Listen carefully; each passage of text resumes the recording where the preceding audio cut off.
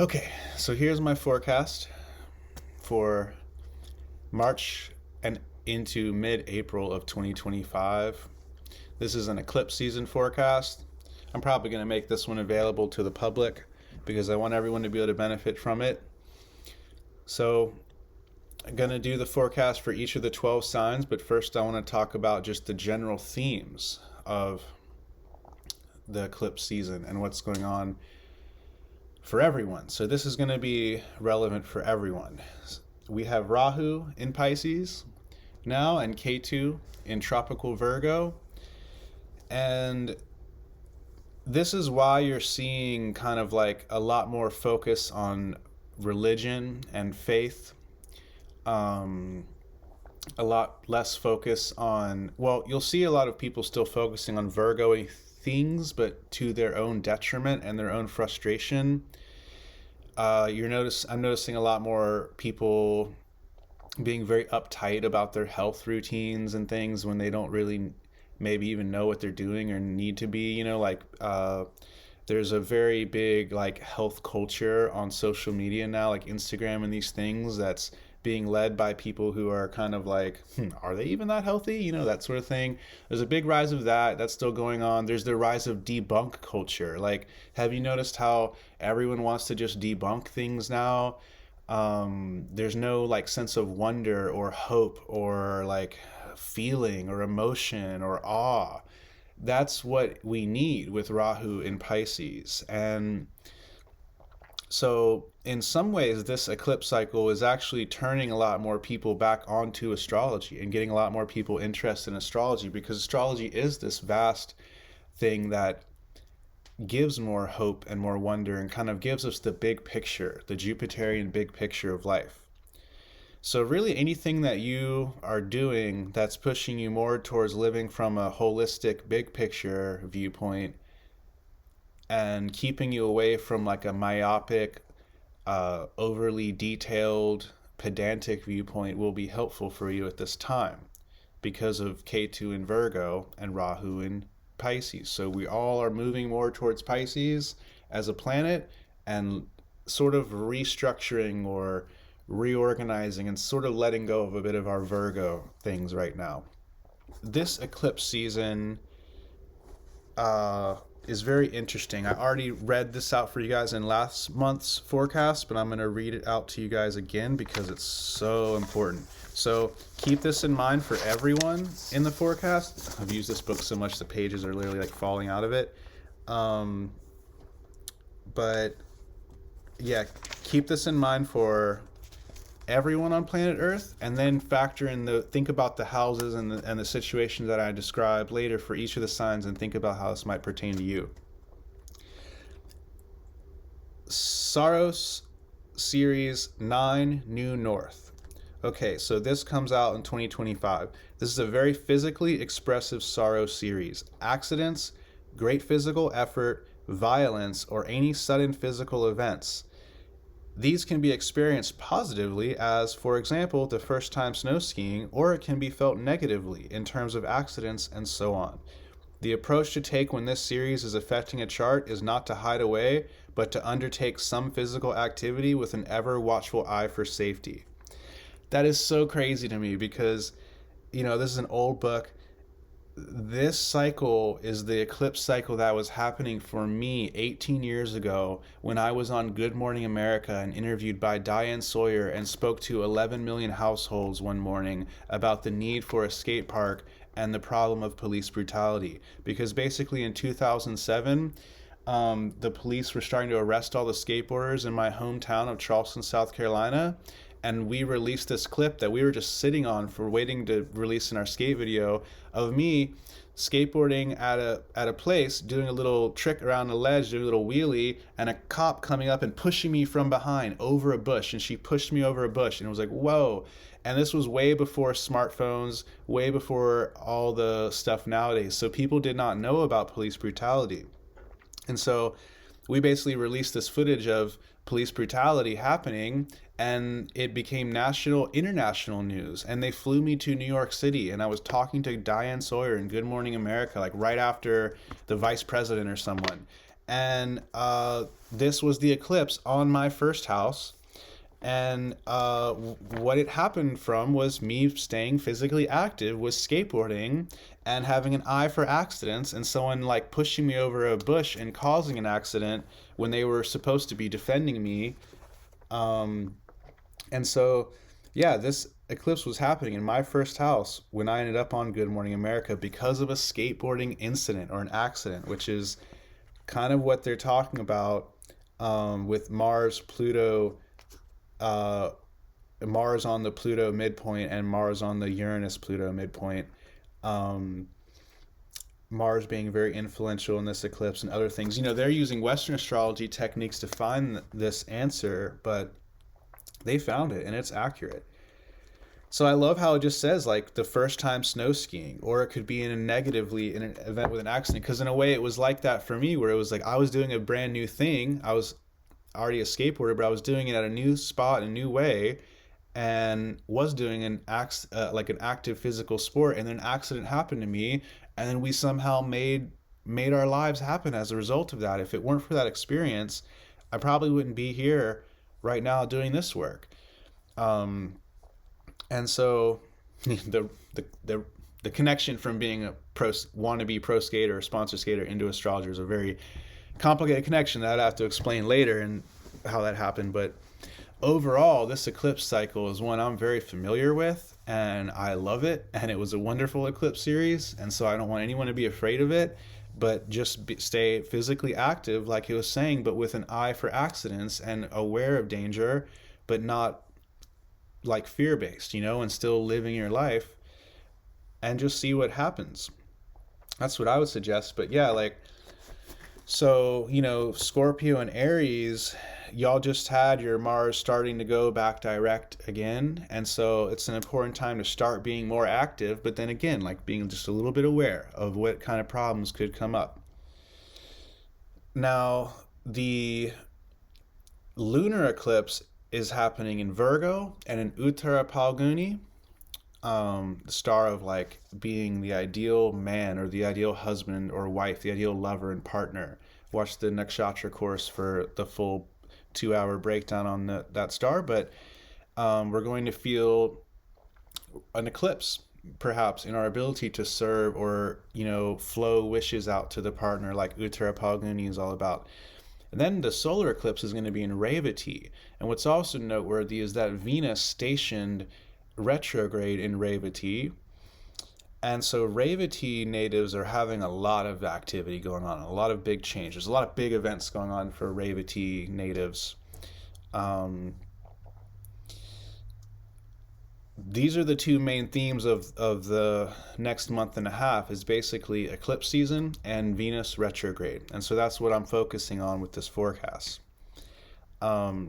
We also have Mercury going retrograde from March 30th to April 16th. Mercury will be debilitated, retrograding back into Pisces and be debilitated and ashamed by Saturn. So that's not the luckiest time for Virgo and Gemini, as we're going to find. But then Venus is going to go retro from March 26th and go back. Sorry, Venus is already retrograde, but it's going to go back into exaltation in Pisces from March 26th all the way to May 1st. So it's a super good time for Venus, but Venus will also be ashamed at the same time.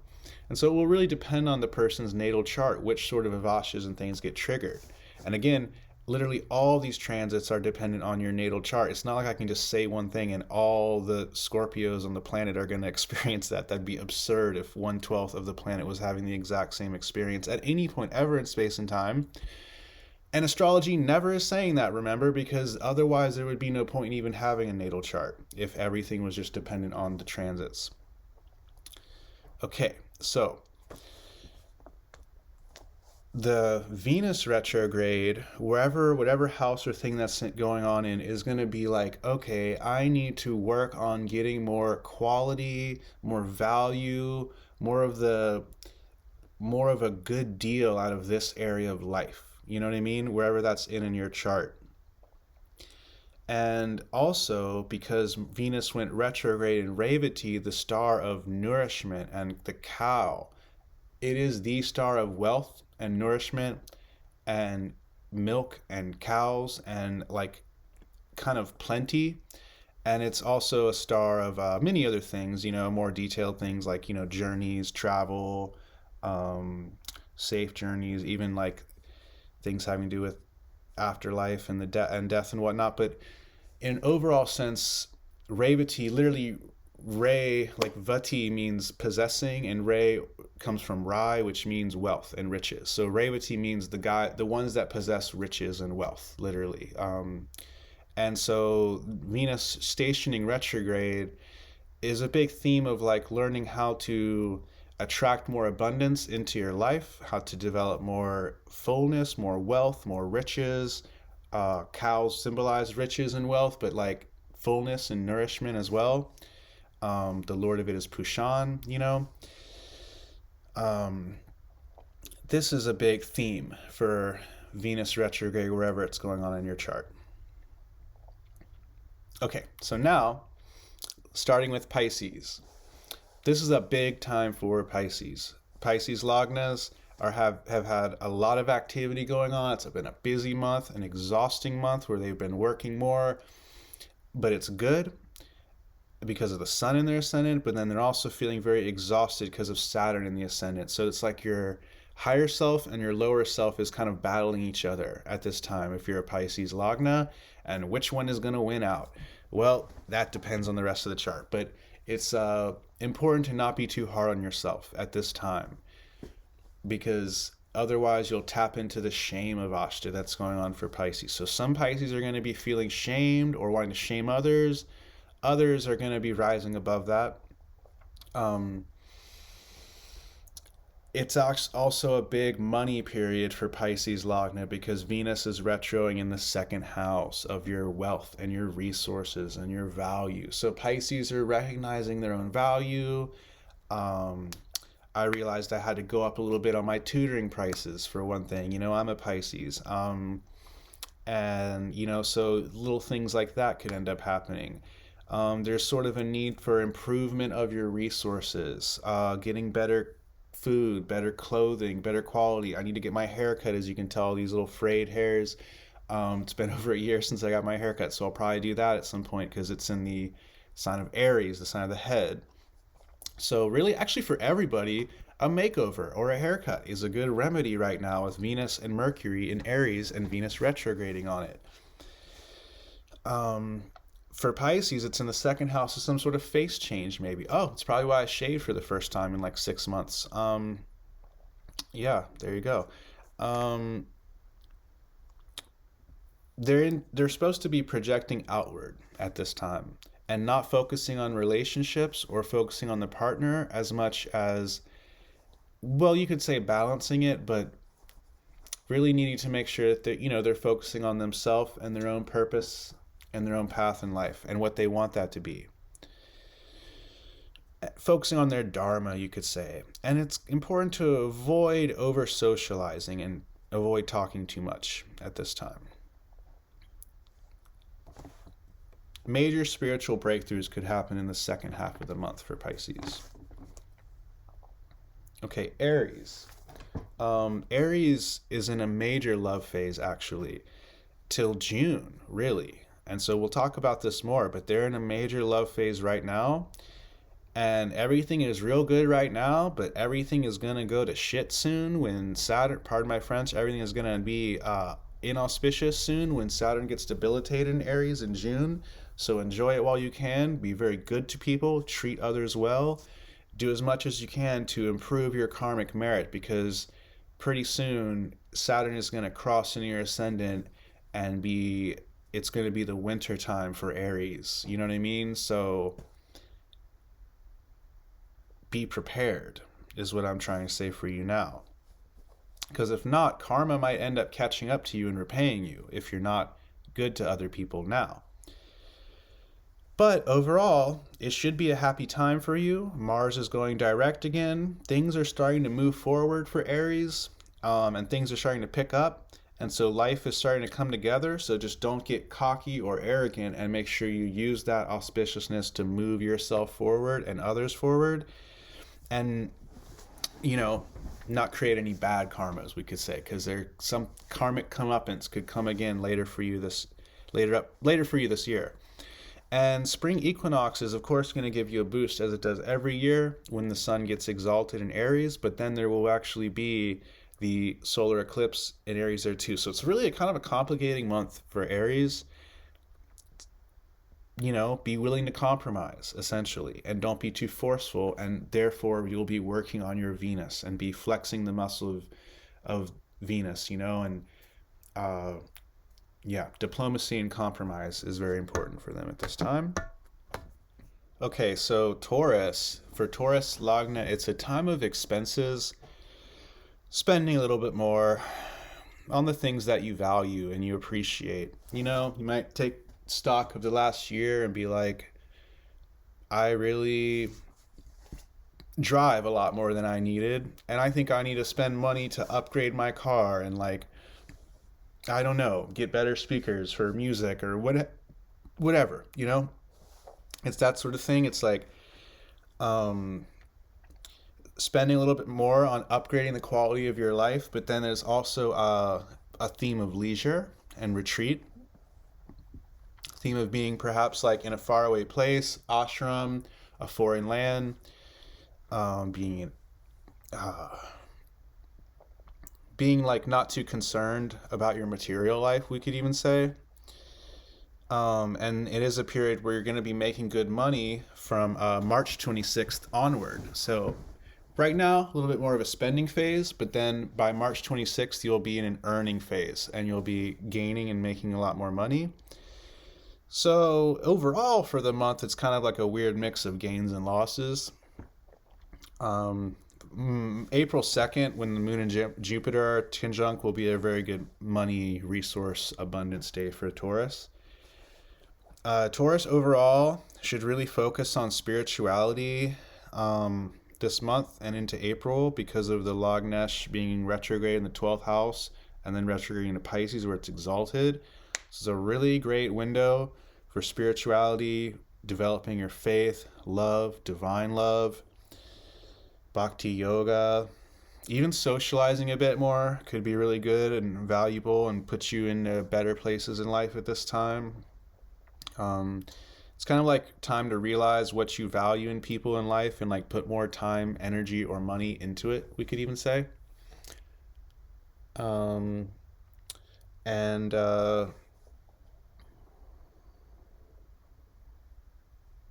That's good for now. Gemini Lagna. Gemini is having like a good money period, actually. So they're in like a pretty good money period until March 30th. And then what's going to happen is Mercury is going to retrograde back into Pisces, and it's going to get a lot messier. Something messy in the workplace would be indicated. And this is that shame of Ashta will get triggered. So you don't want to be shaming others, and don't let others shame you. So if you get caught up in that, just recognize it and resist it.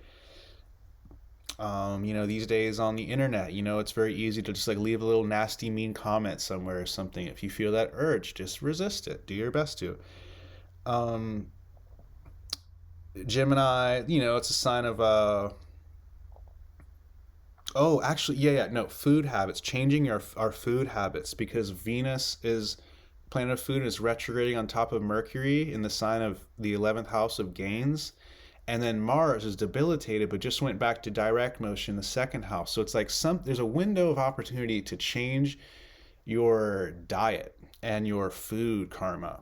And that's very important, because we always could do better with that. So especially with like stimulant alternatives, like say you really like coffee. Well, coffee does tax your adrenal glands. Like caffeine is the most abused drug on the planet, and a very large amount of the planet does some form of either chai, tea, or coffee when they wake up, and then wonders why they're not happy later on in the day. And it's like you took a drug right when you woke up, less than an hour into your waking state, and now you're wondering why you're crashing.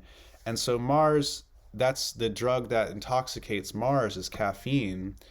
and Mars is debilitated right now. So a lot of people are relying on caffeine, but it's actually gonna it's you should only do that if you have to, because it is a drug, and over reliance on it strains and abuses the adrenal glands, and you end up with adrenal fatigue.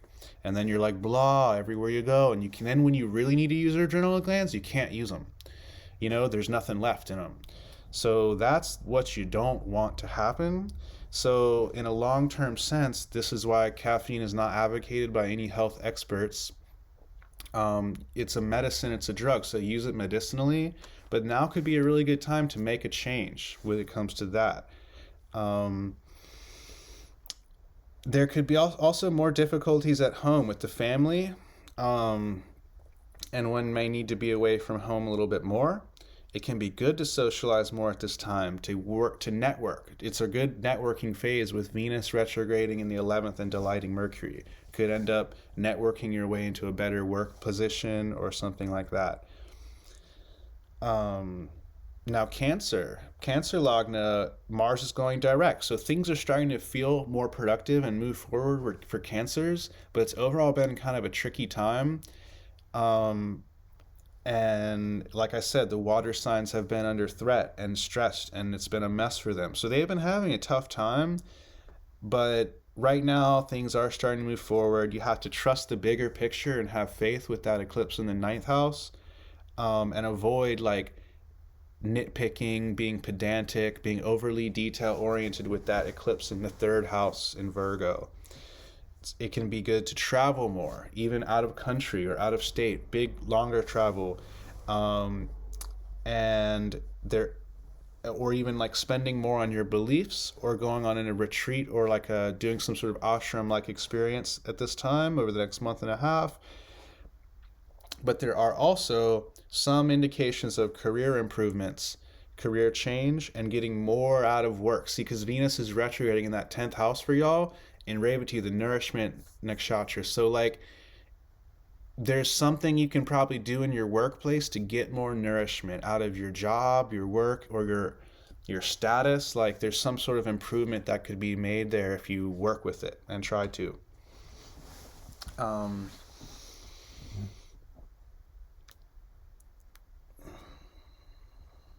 Yeah, that's pretty good. That's really all I have to say for Cancer. Okay, so Leo Lagna, there are going to be expenses around the home and around the property and the family, because of that. Again, that fourth lord Mars is debilitated in the 12th house. So this is kind of what I said last month, but it's still going on for them.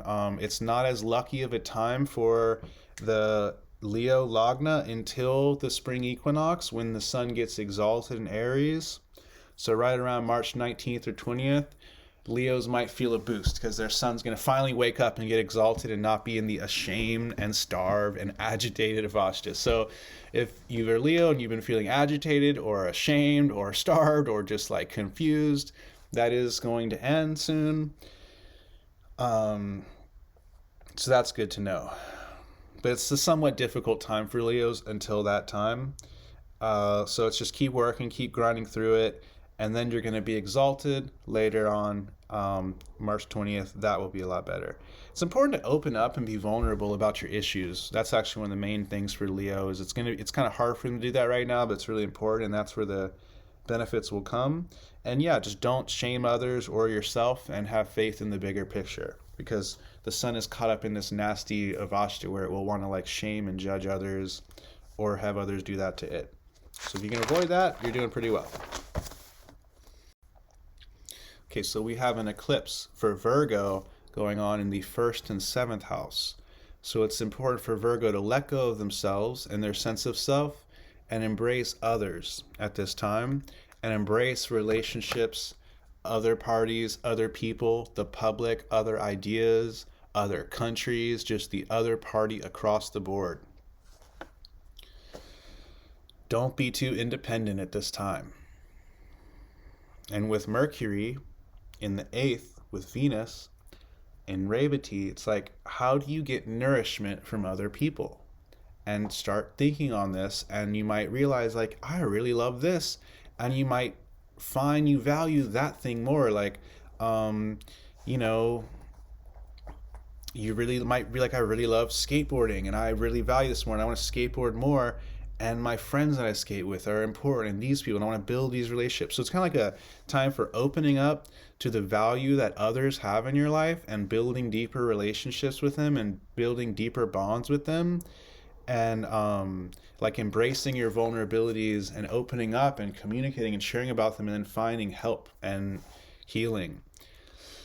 And it's just all about going deeper in your relationships with nature, with life, with everyone, with creating deeper bonds. It's about getting sacred knowledge too. Like if for the Virgo, you Virgos watching this, y'all are into astrology. So it's a big time for like, you could make major breakthroughs with learning astrology, with studying astrology, getting back into that if that was something you were doing. Because it's in your eighth house. So your Lagna Lord is in the eighth, retrograding with Venus, the Brahmin planet, who is like the ninth lord for you, the guru, you know? So there's this, it's a great time to be learning more. Honestly, it would be a great time, yeah, to just go deeper into some sort of sacred knowledge or course of learning like that. Or like, or even like getting a reading at this time or going on some sort of retreat maybe when the sun enters Aries, because then it'll be the 12th lord in Aries. Anyways, it's also like getting a second chance at love.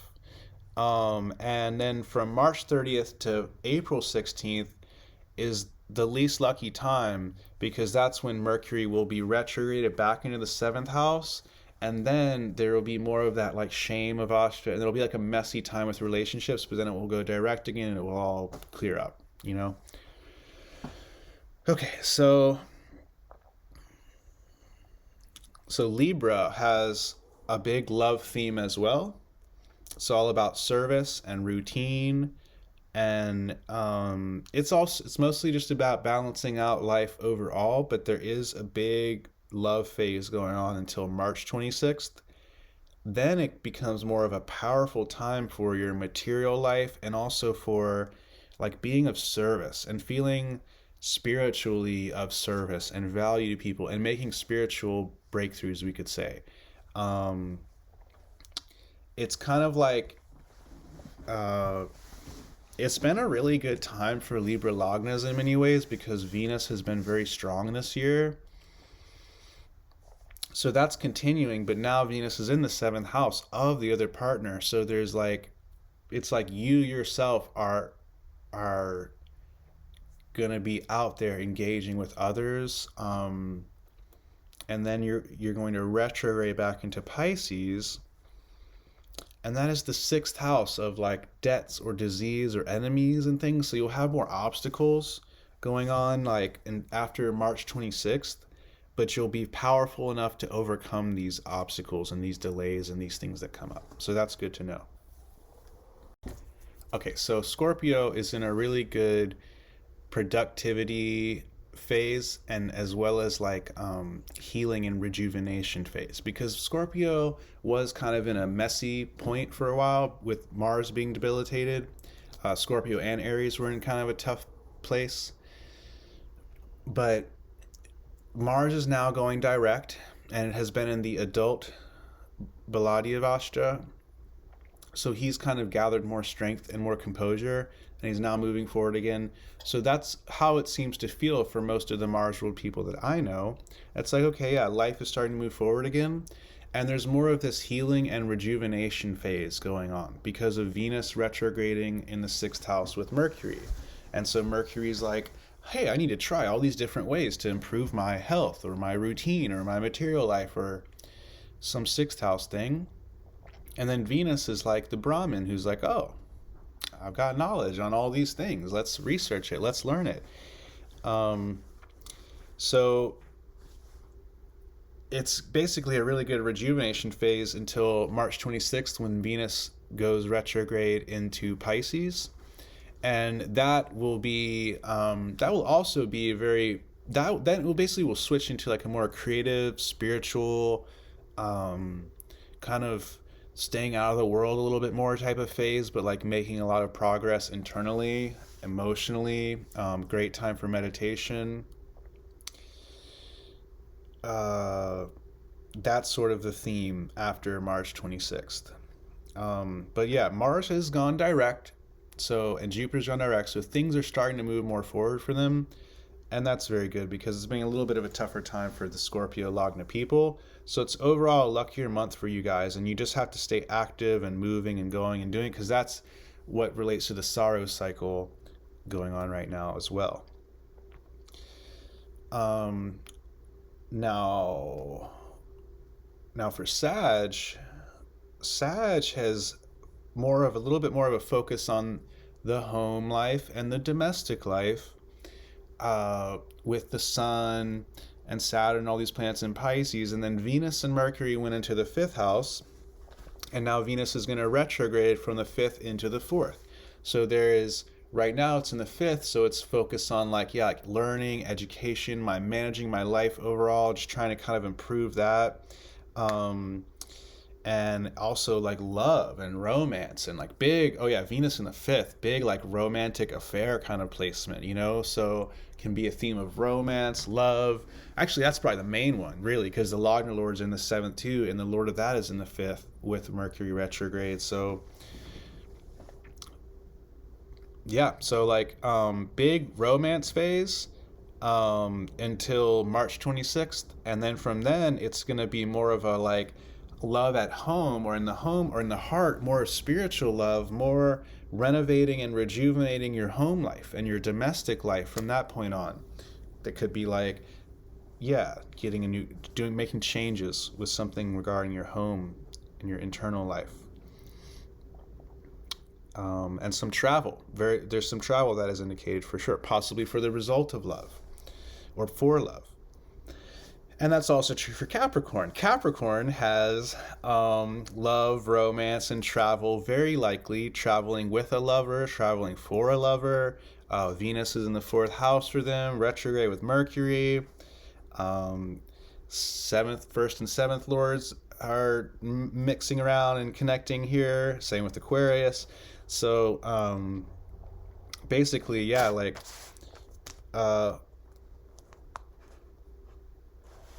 lots of love themes until March 26th, and then it will continue. But then there's a more of when Venus retrogrades into Pisces, more of a theme on like travel and marketing, like getting help with your marketing or problems with your job and your career, finding someone showing up that can help you with them, finding help for that service. Like say you wanted to get more students, if you're like an astrology teacher like me, like you would find more opportunities to get them or something at that time. And like help with your servants, with your laborious problems, we could say. And the eclipse in the 9th. And just, there's also some major indications for travel within your country or foreign travel, and we'll just leave it at that. So then Aquarius has eclipses going on in its 2nd and 8th house. And so this brings in this theme of, okay, I have to focus on my value. Rahu in the 2nd, like my resources, my value. I need to make more money. I need more food. I need to stack up more resources, kind of. And Ketu in the 8th, it's like, I can't really rely on other people's resources as much. I can't really even trust other people as much. I need to be doing me. And so Aquarius is very much focused on its own needs and its own resources at this time, its own value even. What's also cool is for Aquarius, Venus is retrograding in the 3rd house. So until the 26th of March, it's a really good time for like researching and curiosity and study and like learning a new thing and like being really curious with that Mercury and Venus in your 3rd house, and like studying and learning and just absorbing new information, and then also like exploring and experimenting. It's a great experimentation time, we could say, just across the board for the Aquarius native. And their ruling planet, Saturn, is in the 2nd with Sun, and then we'll have those retrogrades in the 2nd house. So there will be some sort of like wealth and resources and money coming to them as well. And it's also kind of indication of perhaps making changes in your like taste for like your food, what you put in your mouth, what you imbibe is your second house. So making some kind of changes around that would be indicated just with this eclipse, and then with Venus retrograde, an improvement of some sorts, hopefully there. And then it could also be events with your younger sister or younger brother, because that's if you have one for the third house. If not, it's like you're scheduled to have more fun, and like more like fun and cool experiences with either like neighbors or teammates or brothers or sisters or people that you have a sense of brotherhood with. Like if you're an astrologer, other astrologers, reach out to them, or and just like kind of try to build relationships more with them, you could say. Yeah, so that's kind of what's indicated for Aquarius. Aquarius is kind of probably going to be doing well with money and finances and resources from March 26th all the way into May, when Venus is retro and direct in their second house. But Aquarius also, so yeah, Aquarius has a lot of that love and romance theme going on. But Aquarius also has that shame avashta going on, where Saturn is shaming Sun and Sun is shaming Saturn. So also resist, again, if you have that urge to like shame or judge others, try to resist that and forgive instead, because others could do it right back to you. And it's not fun. Okay. So that's pretty much all that I had to say for you guys. I hope you enjoy this. If you like this forecast, remember, you get this forecast totally free if you study with me on Patreon, and then you get access to my entire, back catalog of videos and courses. It's a lot of stuff now. It's like many hours worth of content. Pretty much everything that I've done since 2020 has been on, paywalled, unfortunately, like most astrologers. And so you kind of have to pay that to get to it. But yeah, you can pay $33 USD a month and get access to all of my jyotish course, my ongoing nakshatra course. Both of those are ongoing. I have another Rahu Ketu mini course. And then you get a free forecast every month, and then you get discounts on the tutoring, which is really valuable, because then you get a 1 hour long session just learning astrology with me. So that's pretty good. And then if you are into the cryptocurrency, you can also go to the higher tier and get also all the financial astrology and get a free monthly forecast on that. Okay, so hope you guys enjoy this. Please make the best of this. Like, subscribe, whatever. Thank you. Jai Baba.